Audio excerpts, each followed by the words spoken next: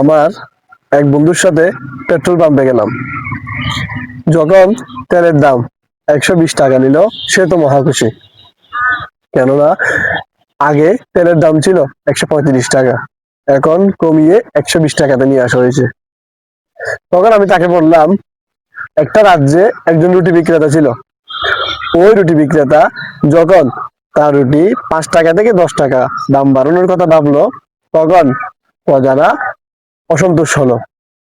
তখন ওই রুটি বিক্রেতা রাজার কাছে এলো। রাজা বলল, কালকে থেকে তুমি তোমার রুটি 30 টাকা করে বিক্রি করবা।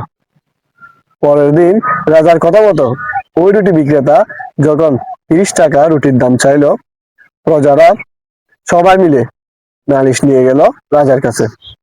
রাজা বলল, আজকে থেকে রুটি বিক্রি হবে 15 টাকাতে, এবং ওই রুটি বিক্রেতাকে আলাদাভাবে বললো যে 15 টাকা থেকে প্রতি পিস রুটির জন্য আমাকে 5 টাকা করে দিবা তুমি, বাকি 10 টাকা তুমি রাখবা।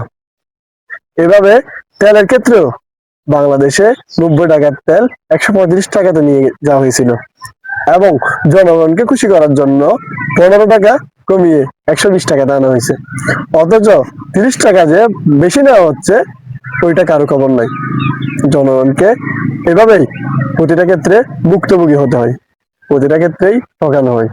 ধন্যবাদ সবাইকে।